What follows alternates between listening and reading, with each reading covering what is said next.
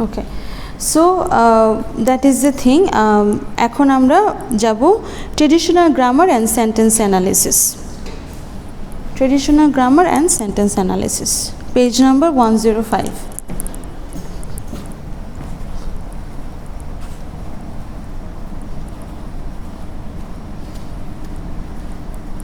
So traditional grammar, what is traditional grammar?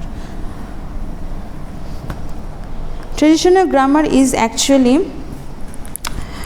refers to the collection of prescriptive rules and concepts about the structure of language. Formal grammar was initially based on European languages, particularly Latin and Greek. Traditional grammar can be traced back to 15th century before Christ, BC. You might be confused with that. BC, what does it mean by BC? BC means before Christ, তার মানে খ্রিস্টপূর্ব যেটা বাংলায়, to Aristotle and Plato and Greek. It means actually traditional grammar started from 15th century. 15th century before Christ.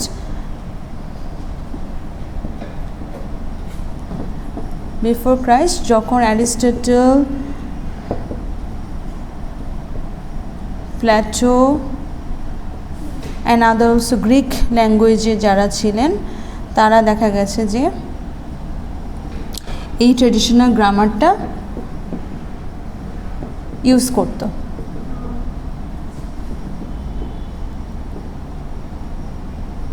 Clear? So traditional grammar এর কাজটা কি? Traditional grammar actually gives you the only the rules. It's like prescriptive rules, যেটা আমি একটু আগেও prescriptive আর description যখন বলছিলাম তখনই ক্লিয়ার হয়ে যাওয়ার কথা। প্রেসক্রিপশন মানে হচ্ছে is just giving you the rules, giving you the structure, giving you the pattern to follow. But এই যে কনসেপ্ট বা এই যে ল্যাঙ্গুয়েজের স্ট্রাকচারটা কীরকম হওয়া উচিত, সেটা যে রুলস, সেই রুলসটা অ্যাকচুয়ালি কোন কোন ল্যাঙ্গুয়েজের ক্ষেত্রে ব্যবহৃত হয়েছে এটা বলা হয়েছে formal grammar was initially based on European languages. এই Latin, Greek, these are European languages. It's not like যে হিন্দি বা বাংলা থেকে উদ্ভাবিত কোনো গ্রামার বই থেকে তারা এটা করেছে। আমেরিকান তখন আসলে ওরকমভাবে হয়ও নাই, মোস্ট প্রবাবলি 18th সেঞ্চুরিতে America was got freedom, so far I know 1798 না কি জানি, after Abraham Lincoln, yeah, 1800 something, yeah, so 19th century. So that time it's all about our British period, British colonialism. There was also so many things actually was going on. Okay, so it is the most widespread and elaborate grammar and is widely used in language teaching, thus termed pedagogic grammar. তার মানে হচ্ছে যে কোনো language পড়ানোর ক্ষেত্রে as a teacher, যখন আমি কোনো ল্যাঙ্গুয়েজ শেখাবো তখন অ্যাকচুয়ালি আমার এই ট্রেডিশনাল গ্রামারটাই বেসিকলি ইউজ করতে হচ্ছে। if you want to learn that language, if you also want to without grammar how can you actually know what should you use? But though it should not be from the grammar, it should not be started from the grammar, but still people actually prefer, or teachers actually prefer to teach you grammar first. যে আচ্ছা গ্রামারটা আপনি পড়েন তাহলে automatically all the skills would be kind of integrated. Yes, listening, speaking, reading, writing যাই করেন না কেন grammar তো লাগবে, তাই না?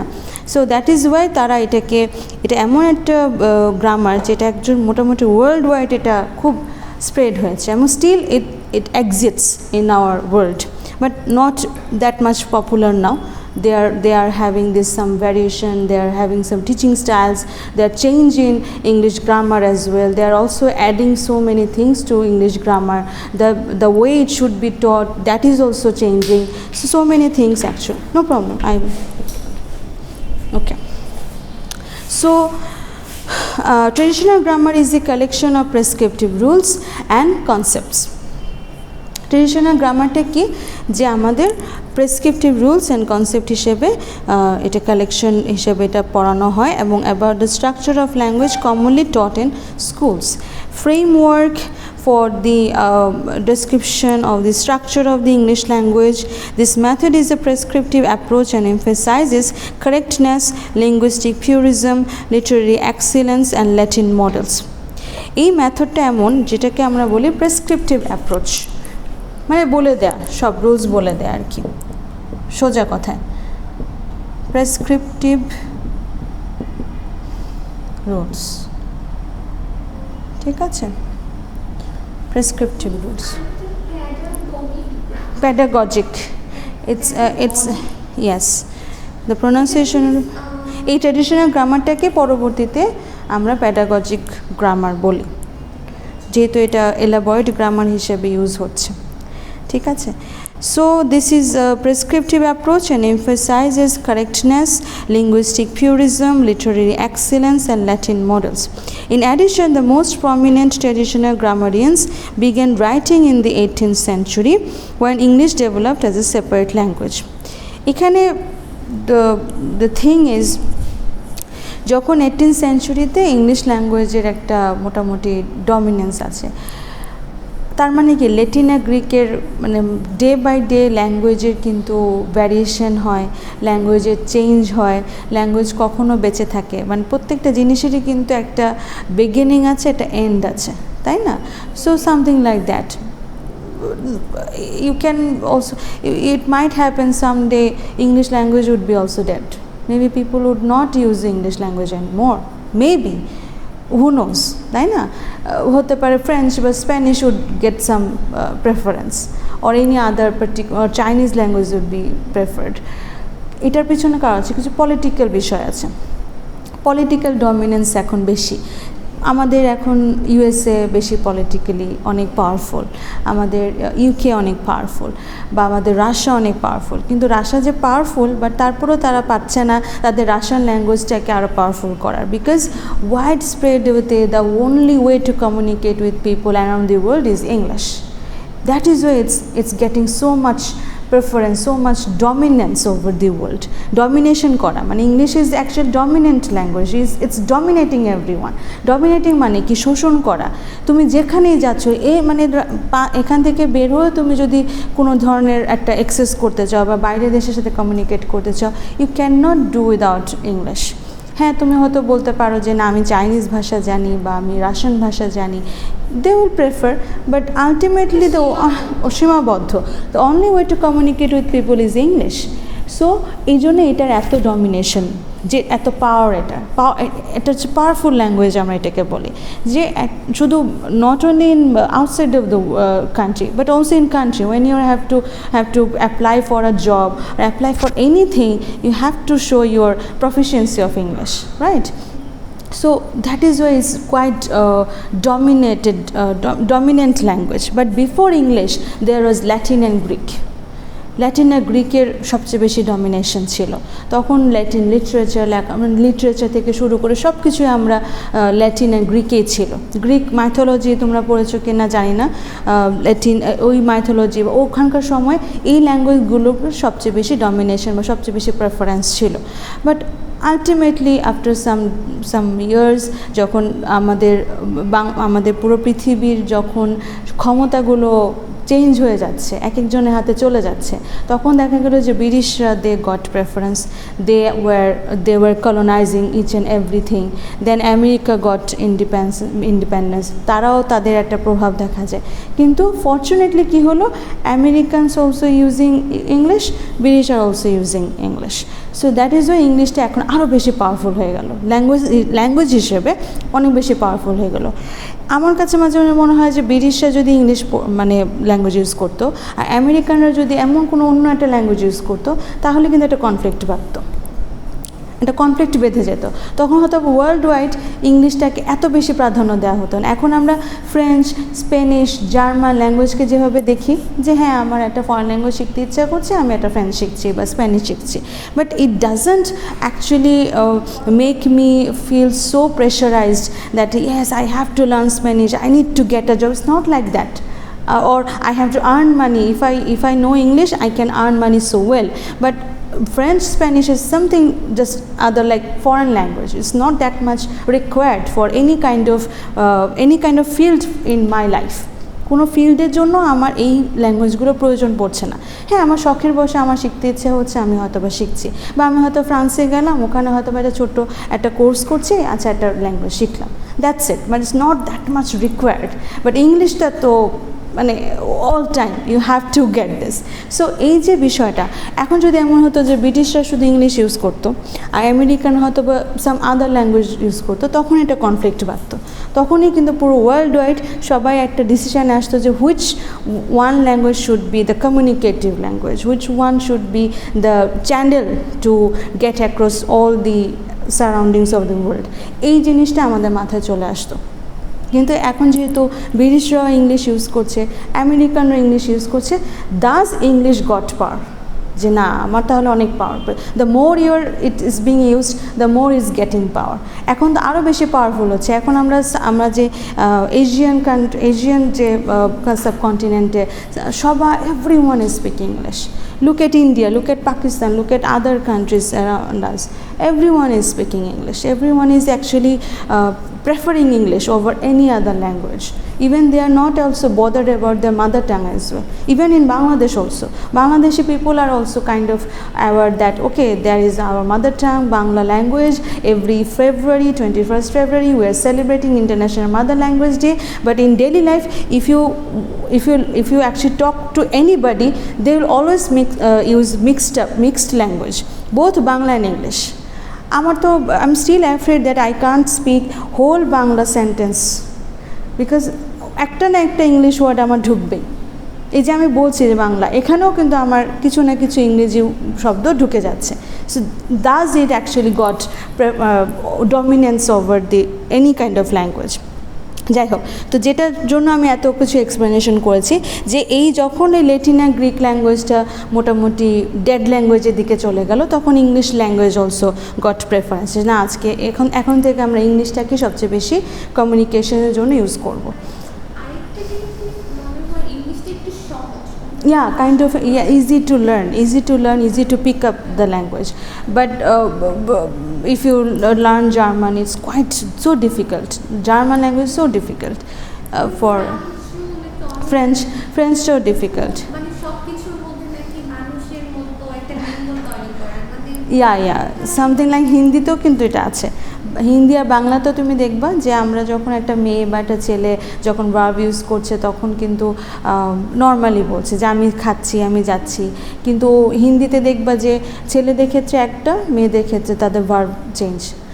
মে show the example, I am not that much fluent in Hindi, যে ছেলেরা বলে মে যাতা হু, আমি যাচ্ছি, আর মেয়েরা বলে মে জাতি হু, আমি সেম মিনিং, ভার্ব কিন্তু মিনিং সেম, কিন্তু যেটাকে বলি সাউন্ডটা বা যেটাকে আমরা বলি যাতা হু জাতি হু, এটাকে তারা একটা ডমিনেন্স বলে। যেমন পুরুষ নারী, সো পুরুষরা একটু অন্যরকম লেভেলে ভাবে বলবে, হিন্দিতে তারা একটা অনেক জেন্ডার ডিসক্রিমিনেটেড করেছে, যে ছেলেরা একটু জাতাহু বা খাতাহু, আতাহু এরকম বলে, আর মেয়েরা বলে আতিহু, জাতিহু, so that it actually shows some the not empowerment of women. নারীদেরকে কথাগুলো যাতে একটু ভদ্র আসে, কথাগুলো যাতে একটু সৌজন্য মানে একটু মিষ্টিভাবে আসে, একটু কাইন্ড অফ ডমিনেটেড ওয়েতে, বিকজ আমাদের সোসাইটিতে, আমাদের ইন্ডিয়ান বলো, বাংলাদেশ বলো, সাবকন্টিনেন্টে কিন্তু মেল ডমিনেটেড সোসাইটি, প্যাট্রিক্যাল সোসাইটি, পুরুষতান্ত্রিক সমাজ। সো সেখানে সবাই চায় নারীদের ভাষাটাও যেন ওরকমই হয়, যাতে সে বুঝাতে পারে যে শি ইজ বিং ডমিনেটেড। আমার কাছে যেটা মনে হয় যে ল্যাঙ্গুয়েজের চেঞ্জটাও তারা এই ডিসক্রিমিনেশনের জন্য করে দিয়েছে, কিন্তু হয়তো আমাদের বাংলা ভাষায় এই জিনিসটা নাই। এই বাংলা ভাষায় আমি ছেলেরাও যেভাবে বলছে, মেয়েরাও ঠিক সেভাবেই তাদের ভার্বগুলো ইউজ করছে। এনিওয়ে, সো ট্রেডিশনাল গ্রামারের ক্ষেত্রে যেটা বলছিলাম যে যখন তারা ল্যাটিন গ্রিক শেষ হলো তখন তারা কি করলো যে ইংলিশ গ্রামারটাকে সেই বেসে ল্যাটিন আর গ্রিকের যে ট্রেডিশনাল গ্রামার ছিল ওই গ্রামার দেখে দেখে তারা ফলো আপ করে একটা ইংলিশ গ্রামার বই রেডি করে ফেললো, তারা লেখা শুরু করলো। They started to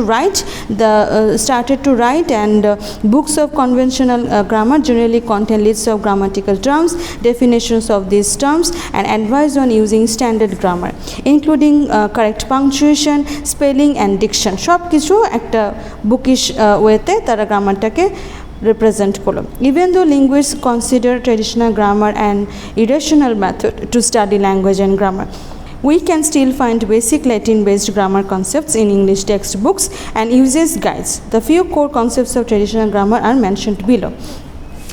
যেটা এখানে খুব মানে স্ট্রেটলি বলা হয়েছে যে অনেক linguist, even as a linguist I also consider traditional grammar and irrational method. কারণ আমি তোমাকে একটা গ্রামার বই ধরিয়ে দিলাম আর তুমি মুখস্থ করলা rules, it won't make you fluent or accurate in English. You have to practice it. You need to know how to apply those rules in your real life, but you don't get chance to use those in your real life. We are not being exposed to that kind of situation where we have to talk in English. So that is why we actually kind of not are fan of traditional grammar books. Yeah, we have been taught these grammatical books in our schools and college, but we don't like it.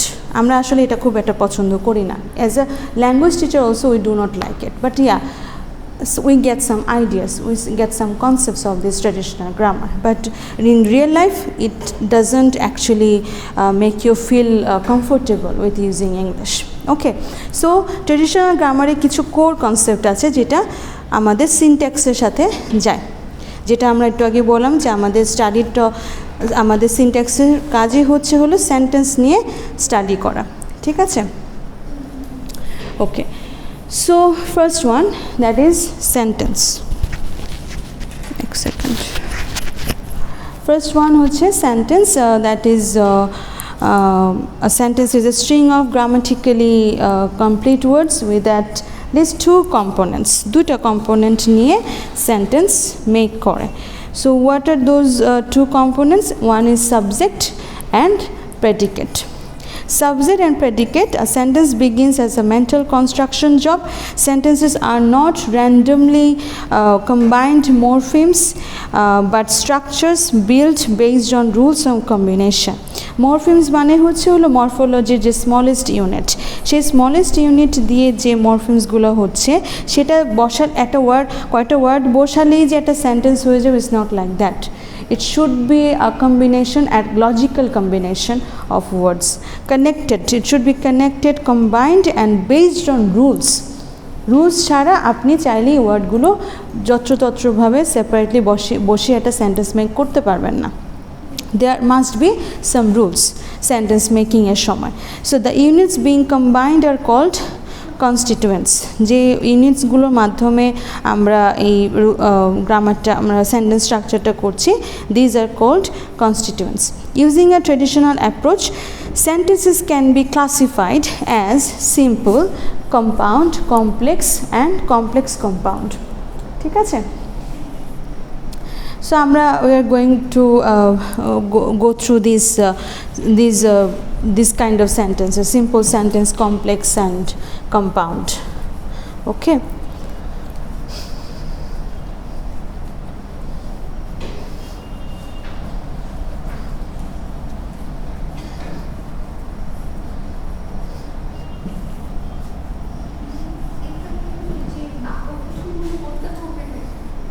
আমরা শিখবো, আমরা simple sentence, complex sentence, compound সেন্টেন্সের আমরা characteristics মানে ফিচার্সটা আমরা খুব ভালো করে বুঝবো। যদি আমরা রুলস, আমি চাইলে এখন রুলস বলে দিতে পারি, কিন্তু রুলস বললে কি হবে, আপনাদের শেখাটা হবে না। কিন্তু আমি রিয়েল এক্সাম্পল দেখিয়ে আমি আইডেন্টিফাই করে দেব which one is simple, which one is complex, which one is complex compound. Obviously it is difficult indeed. না, হোয়াট অ্যাবাউট ইউ? তোমারও কি কঠিন লাগতো?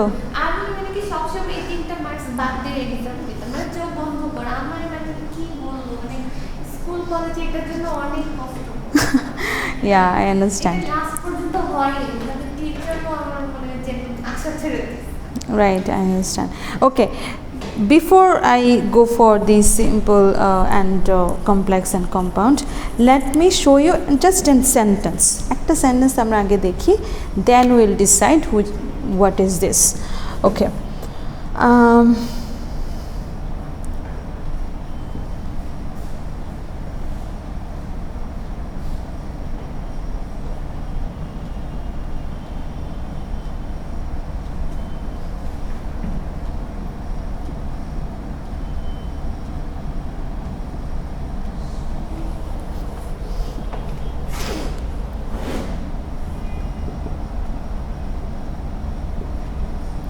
She helps her students sincerely. Let me give you noun, not pronoun. Okay, what should I say? Like Tania.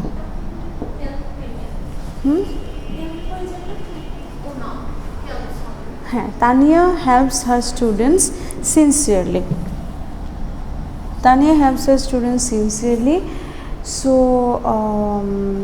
you have to tell first, আগে আমরা simple complex compound এ যাওয়ার আগে we need to figure out which one is subject and which one is predicate. Okay, আচ্ছা, tell me which one is subject and which one is predicate. Okay, subject হচ্ছে তানিয়া, আর predicate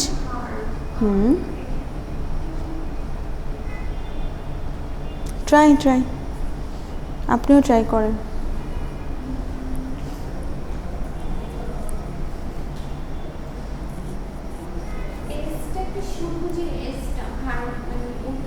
এটা তো third person সিঙ্গুলারের কারণে ভার্বের সাথে S by S যোগ হয়, so it's verb.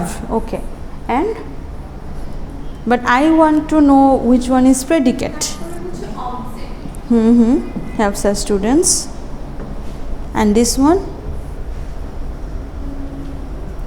sincerely etcetera বলে যে। আচ্ছা, গুড। হ্যাঁ, কাছাকাছি ক্লোজ, কিন্তু আমরা জেনারেলি তানিয়া হচ্ছে সাবজেক্ট। এই সাবজেক্টের অ্যাকশনটা কি? What's the action of this subject? Action, হ্যাঁ, ভার্ব। এবং অ্যাকশনটা মানে হচ্ছে সে যা যা করছে, মানে ভার্ব তো অবশ্যই আছে, ভার্বটা অ্যাকচুয়ালি কিসের ওপরে, কার ওপরে, কার সাথে, কে, হ্যাঁ, সেক্স। সো সব অ্যাকশনটা মিলে এই যে টোটাল লাস্ট পর্যন্ত, this is called actually predicate. বাংলায় পড়েছেন উদ্দেশ্য বিধেয়? পড়েছে, হ্যাঁ। সো এটাই এরকম। আমাদের যে কোনো সেন্টেন্সকে প্রথমে আমরা দুই ভাগে ভাগ করব, টু কম্পোনেন্টস, যেটা একটু আগে আমি বলছিলাম। So there are two components, a subject and a predicate to complete a sentence. একটা সেন্টেন্স কমপ্লিট করতে হলে I need subject and a predicate. বা আমি যদি উল্টা করে বলি, আমি একটা সেন্টেন্সকে যখন ভাগ করব, দুই ভাগে ভাগ করব, one is subject, second one is predicate. তার মানে সাবজেক্ট যে থাকবে সে একজন, যাই থাকে, একজন বা দুজনও থাকতে পারে, বাকি সব হচ্ছে, বাকিটা রেস্ট অফ দি সেন্টেন্স হচ্ছে হলো একদম টোটালি প্রেডিকেট। এখন তুমি বলতে পারো যে ম্যাম আমি একটু আগে বলেছি ভার্ব বা ওই হার স্টুডেন্টস অবজেক্ট সে বলছি, দ্যাট ইজ ওকে। এই প্রেডিকেটটাকে আবার আমরা অনেক সময় আমরা ভাগ করি অবজেক্ট অথবা কমপ্লিমেন্ট অথবা এক্সটেনশন। এক্সটেনশন মানে হচ্ছে আরও যা বাকি থাকে, ঠিক আছে। আমরা সাবজেক্টের কোনো ভাগাভাগি নেই, সাবজেক্ট তো সাবজেক্টে যে কাজ করছে, অ্যাকশন ডুয়ার। বাট যখন আমি প্রেডিকেটটা পাচ্ছি, আমরা দেখা যায় না কোনো একটা কিছু যখন পাই হাতে, তখন আগে দুই ভাগে ভাগ করি, তারপরে যেটা আমার যতটুকু দরকার ভাগ করছি। ফর এক্সাম্পল কেক, হ্যাঁ, সো সেন্টেন্সটাকেও just pretend that it's a cake. So ফার্স্টে আমি দুই ভাগে ভাগ করলাম, তারপরে আমি সেই একটা ভাগকে নিয়ে সেটাকে আরেকটু ভাগ করলাম। This is actually the sentence structure. তোমরা যেটাকে অবজেক্ট, কমপ্লিমেন্ট, এক্সটেনশন বলছো, these are the parts of a sentence and also parts of a predicate. প্রেডিকেটের আন্ডারে এইগুলো পড়ে। আর এমনি যখন তোমরা বলছো যে ভার্ভ, এখন সাবজেক্ট এই তানিয়া কিন্তু একটা নাউন, প্রপার নাউন অলসো, ক্লাসিফিকেশনে যদি যাই। আবার এটা ভার্ব, হ্যাঁ, এটাকে তোমরা অনেক সময় অবজেক্ট বলো, অনেক সময় তোমরা, কিন্তু এটাও ওয়ান কাইন্ড অফ প্রোনাউনের মধ্যে পড়ে বা নাউনের মধ্যে পড়ে, অ্যাডজেক্টিভের মধ্যে পড়ে, সিনসিয়ারলি এটা অ্যাডভার্বের মধ্যে পড়ে। So noun, pronoun, adjective, adverb এগুলো হচ্ছে পার্টস অফ স্পিচ। ওইটাও কিন্তু সেন্টেন্স স্ট্রাকচারের মধ্যে আন্ডারে, কিন্তু বেসিকলি আমরা আগে শিখবো হলো সেন্টেন্স স্ট্রাকচারের প্রথম যে ভাগটা। পার্টস অফ স্পিচটাও কিন্তু সেন্টেন্সের মধ্যেই পড়ে। স্পিচ মানেই হলো একটা বাক্য, সেই বাক্যের কী কী পার্টস, তার মানে এই সেন্টেন্সটাকে আমি যখন ডিভাইড করছি তখন একটা সাবজেক্ট, একটা প্রেডিকেট পাচ্ছি। প্রেডিকেটকে আমরা ভাগ করলে অবজেক্ট পাওয়া যায়, কমপ্লিমেন্ট পাওয়া যায়, এক্সটেনশন পাওয়া যায়, যে কোনো কিছু পাওয়া যেতে পারে। It might be an object, it might be a complement, or it might be extension. ওটা এক এক সেন্টেন্সে এক এক জিনিস, কিন্তু বেসিক হচ্ছে সাবজেক্ট অ্যান্ড প্রেডিকেট। ওকে, এটুকু ক্লিয়ার? আচ্ছা, নেক্সট হলো নেক্সট হচ্ছে এখন আমরা যেটা শিখব সেটা হচ্ছে সিম্পল সেন্টেন্স। সিম্পল সেন্টেন্স শিখবো আমরা। ওকে, সিম্পল সেন্টেন্সে যেটা হয়, যে সিম্পল সেন্টেন্সের সবচেয়ে বড় যে বৈশিষ্ট্য সেটা হচ্ছে একটা subject, there should be a subject and a verb. So এখানে আমাদের একজন সাবজেক্ট আছে, তানিয়া, রাইট, ভার্ব আছে, দ্যাটস ইট। সো তার মানে এটা একটা, এবং এরপরে আর কোনো কিছুর সাথে ভার্ব একটাই আছে, এরপর আর কোনো ভার্ব আছে দরকার আছে? আর আপাতত এই সেন্টেন্সের মধ্যে তো আমার একটাই ভার্ব। সো হ্যাঁ, সিম্পল সেন্টেন্স, সিম্পল একদম, একটা সাবজেক্ট একটা verb. So these are called simple sentences. একদম সিম্পলি আমি বলছি। যখন কমপ্লেক্সে যাব, কম্পাউন্ডে যাব, তখন আমার আরও সাবজেক্ট আনবো, আরও ভার্ব আনবো, কিন্তু যেখানে আমার একটা সেন্টেন্সে শুধু একটা সাবজেক্ট একটা ভার্ব, বাকিগুলো যা আছে থাকুক, সেটা নিয়ে I should not be bothered, কিন্তু একটা সাবজেক্ট আছে, একটা ভার্ব আছে, তাই না? So this called simple sentence. Clear? এখন আমাদের বইতে দেখবেন যে এক্সাম্পল আছে যে Sophia drank her morning coffee and Zara showered and dressed.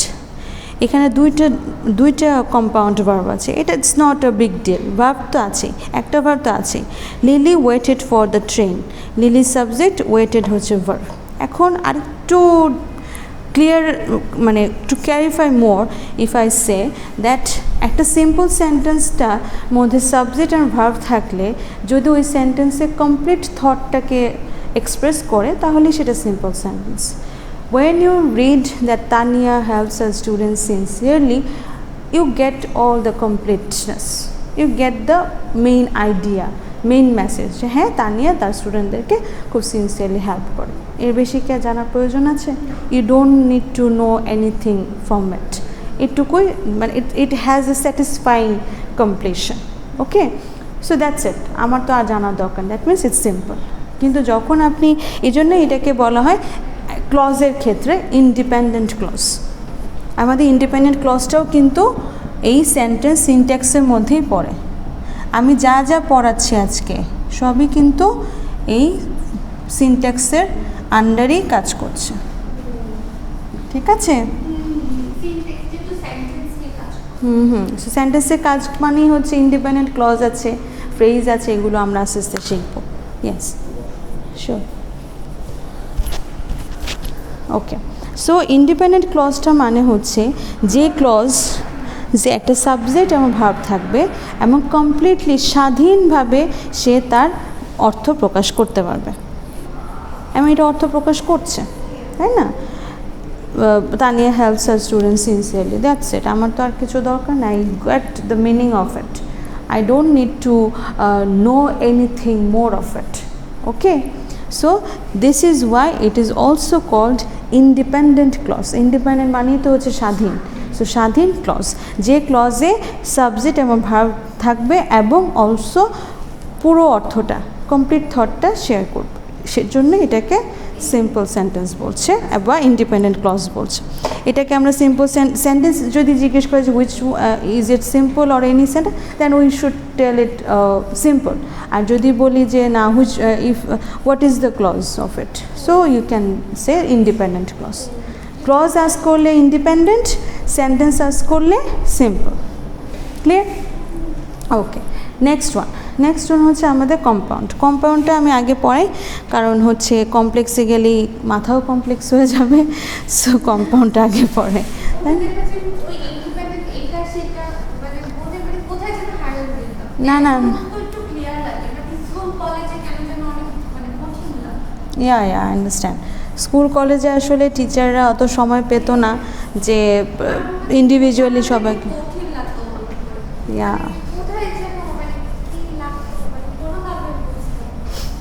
আর তখন বয়সটাও কম ছিল, এত বেশি সিনসিয়ারিটি ছিল না। এখন আপনার অ্যাডাল্ট, একটু সিনসিয়ারিটিও তো আসছে, তাই না, আগের থেকে?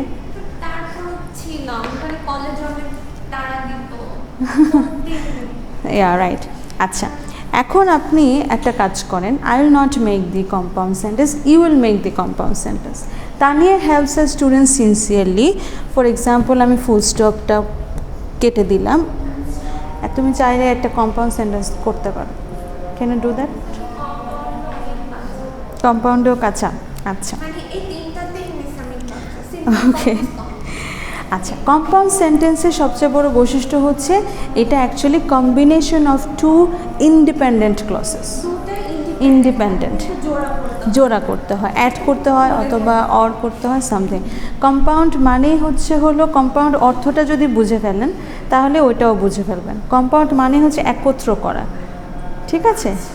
সো একত্র করা মানেই হচ্ছে দুটো সেন্টেন্সকে আমি একত্র করছি, which is independent clause also, which are independent clauses. Okay, এখন আমি একটা সেন্টেন্স বানাই, Tania helps a student sincerely and she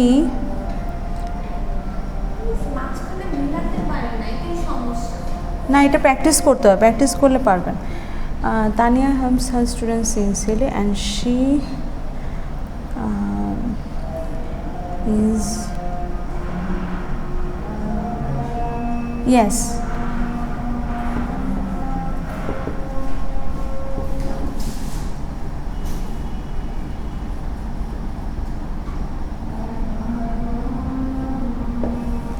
Tania helps her students sincerely and she is getting an award for that.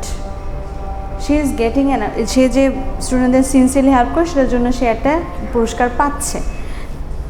আমার অত চিন্তা করতে হবে না, আমার এখানে এই অ্যান্ডের পরে এখানে এই সেন্টেন্সটার মধ্যে সাবজেক্ট কোনটা? she, good. আর এই যে বাকিটা যে ভার্ব হিসেবে কাজ করছে, ঠিক আছে, auxiliary verb and main verb যেটাকে আমরা বলি, অ্যান্ড অ্যাওয়ার্ড ফর বাকি যেটা এক্সটেনশন বা object what ever it is, ঠিক আছে। তার মানে এটাও একটা সাবজেক্ট, এটা একটা ভার্ব, এবং ইট অলসো, আমি যদি সাপোজ এখানে আমি প্রিটেন্ড দ্যাট এটুকু পর্যন্ত কিছুই নাই, আমি সে জায়গায় তানিয়া দিলাম, Tania is getting an award for that, does it make sense? হ্যাঁ, তানিয়া একটা অ্যাওয়ার্ড পাচ্ছে। হয়তো তখন তোমার একটা কোয়েশ্চেন থাকতে পারে যে দ্যাটটা কি, কোনটার জন্য সে পুরস্কার পাচ্ছে। তখন হয়তো বা আমি না হয় যদি আমি আলাদা একটা সিম্পল সেন্টেন্স লিখতাম তখন আমি কি লিখতাম, Tania is getting an award for helping our students, হতো না? Helping our students sincerely. Sorry for my writing, খুব দ্রুত লিখছি, ঠিক আছে। সাপোজ আমি যদি ওই সেন্টেন্স লিখলামই না, আমার ফার্স্ট সেন্টেন্সে একটাই sentence, Tania is getting an award for helping our students properly. এখন মিনিং বোঝা, তারপরেও কিন্তু ফর দ্যাট যদি হয় তাও কিন্তু ইট ডাজ মেক সেন্স, মানে এটা কমপ্লিট থট। কারণ আমি কেন কমপ্লিট থট বলছি, কারণ এখানে অ্যান্ড আছে, অ্যান্ড দিয়ে আমি অ্যাড করে দিচ্ছি। আমি যখন দেখবো যে Tania helps a student sincerely and she is getting an award for that, it will give you complete expression, complete meaning, ঠিক আছে, রাইট। কিন্তু এখন কথা হচ্ছে যে কম্পাউন্ড কেন হলো? কম্পাউন্ড হচ্ছে এই কারণে যে আমি দুটোকে অ্যাড করে দিচ্ছি, কিন্তু স্বাধীন, টোটালি স্বাধীন, হ্যাঁ, independent, no problem, independent clause. এটাও আলাদা করে বললে মানুষ বুঝবে, এটাও আলাদা, টোটাল মিনিংটা হচ্ছে, হ্যাঁ, আবার এটাও আলাদা করে বললে আমি চাইলেই বোঝাতে পারবো, এভরিবডি উইল গেট দ্যাট, ঠিক আছে। কিন্তু এ and one thing is that you will not have any questions further. এটা বলার পরে তোমার আর কোনো কোয়েশ্চেন থাকবে না যে what did you say or what did you mean, not like that, কোনো কোয়েশ্চেন আসবে না। কিন্তু কমপ্লেক্সে যদি আমি একটা ক্লজ বের করে ডিপেন্ডেন্ট ক্লজকে বের করে দিই বা ডিপেন্ডেন্ট ক্লজ রাখি, ইন্ডিপেন্ডেন্ট ক্লজকে বের করে দিই, তখনই আর একটা কোয়েশ্চেন থাকবে যে what you saying or something like that. But ওইটা আমরা নেক্সট ক্লাসে দেখাবো। বাট আপাতত আজকে আমরা কম্পাউন্ড সেন্টেন্স পর্যন্তই পড়ছি, ঠিক আছে? এখানে আপনারা যেটা পড়বেন সেটা হচ্ছে ফ্যান বয়েজ একটা আছে, পেজ নাম্বার 107।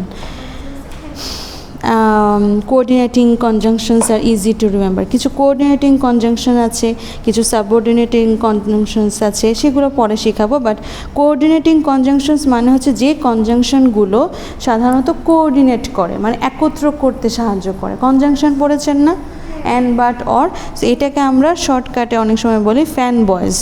ফ্যান বয়েজ মানে হচ্ছে F for, A for and, N for nor, B for but, O for or, Y for yet, S for so.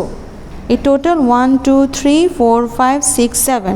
Total 7 coordinating conjunctions which are used for making compound sentences.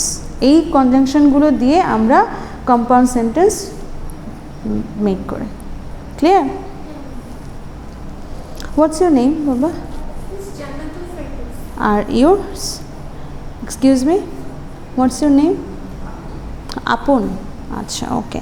So আপন, আপনি এই আপন and জান্নাত, both of you will go through this, okay, compound sentence, and also from the first page 104 মানে definition of syntax, purpose, you will just revise it. If you have any further questions then you will ask me in the next class. Okay, thank you. I also got relieved with that.